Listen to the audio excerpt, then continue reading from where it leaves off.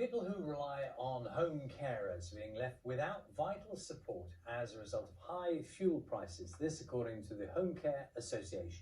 The body, which represents UK care providers, says staff are being forced to leave the profession because they can't afford to drive to their patients and employers can't afford to raise their salaries. Our reporter Alice Cuddy has been to meet one woman whose care support was unexpectedly withdrawn.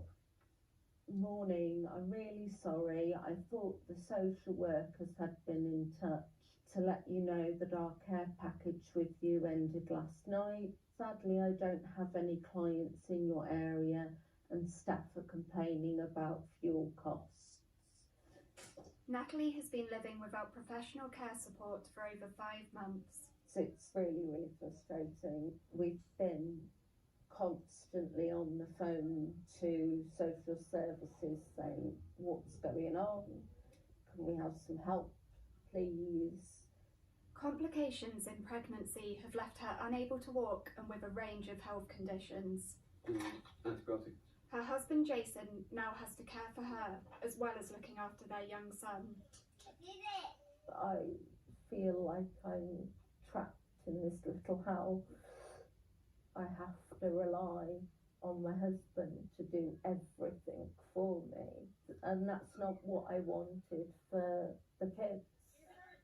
This fuel price hike, it needs to be sorted.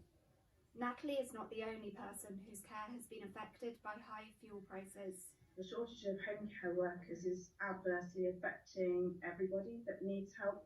The high fuel costs are just making that situation even worse. It's really sad to hear Natalie's story, and we're really sorry that she has experienced that and her family. Care workers, they go to work because they want to improve lives, they love what they do, they want to make a difference, and it breaks their hearts not to be able to. People need care. It's so important. Natalie's former care agency said it was mortified by her situation. Shropshire Council said they're experiencing a shortage of carers, and the increased cost of living, including fuel prices, adds to this very challenging position. They added, "We continue to work with care providers and clients to meet needs during these difficult times." Since filming, Natalie's case has been reassessed and she has been told that her care should soon resume.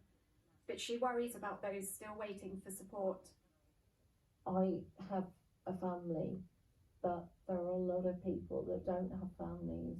Their carers are the only people that they see that day. Love you. Alice Cuddy, BBC News.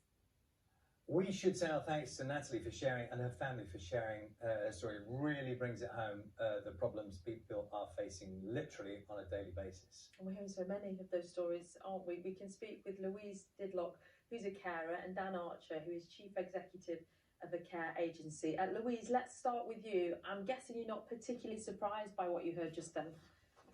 I'm really not. That's so upsetting to hear that.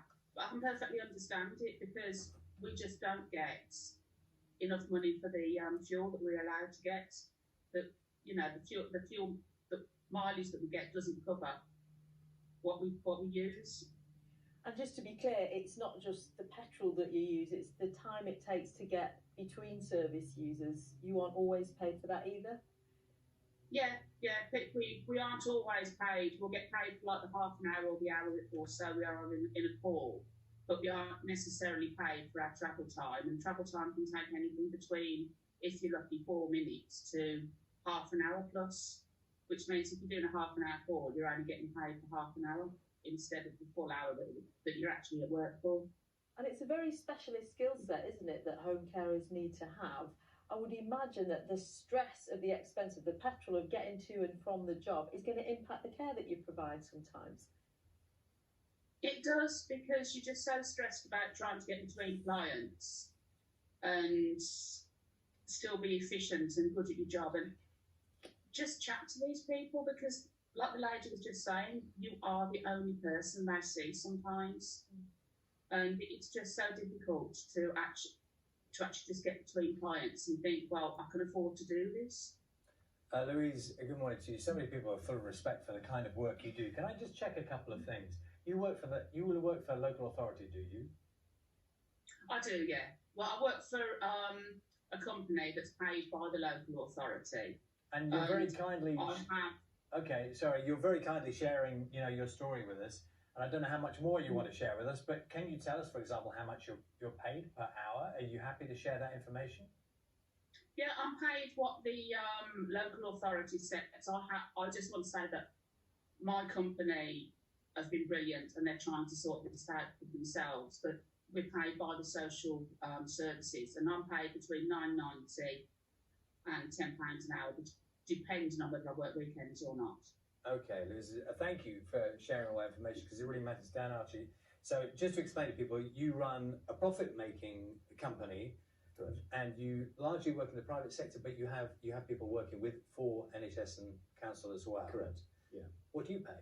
So we're paying up to £16 an hour across the UK. I think, but significantly, we also pay for drive time in between visits. So that means that the time that's happening between the calls that are happening with clients are being paid to the carers as well. And I think, You said, can I just check? Yeah. You said up to £16 Correct. an hour. So what Yeah. would be the lowest point? So in pay? Sheffield, I'm paying £14 an hour. I think the lowest pay rate across the country at the moment is £12 an hour. So how is it then? We've just heard from Louise a moment ago, and I think if I heard that right, she's saying she was paid £9.90. £9.90, I think she said. Yeah. Okay. Yeah. How is that disparity allowed? Well, I think it's fundamentally wrong. I think we need to be realistic and say, look, if the amount that a carer is being paid by their employer to cover the cost of fuel is not meeting the cost of fuel, then that carer is subsidising that care package. If the carer is doing work that they're not being paid for by driving between visits, the carer is subsidising that care package. That's fundamentally wrong. So we don't do that. We pay our carers better. We have proper contracts, not zero-hour contracts. We guarantee them pay increases each year. Because we try to look after our staff, we are finding it easier to find staff. But I think it's fundamentally wrong. The sector as a whole is undervaluing the work that's done by carers. Because what it means is local authorities that aren't necessarily paying that much, people who cannot afford private care like that you provide, Correct.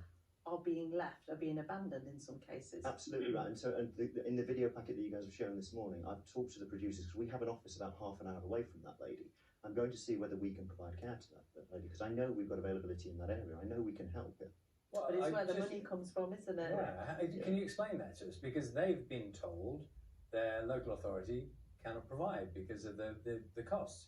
How can it be that you would go to the local authority and say you can provide? Well, we would go to the local authority and say we can provide, but there is a cost associated with doing that. And it's then for the local authority to say we can or we cannot justify paying for that care.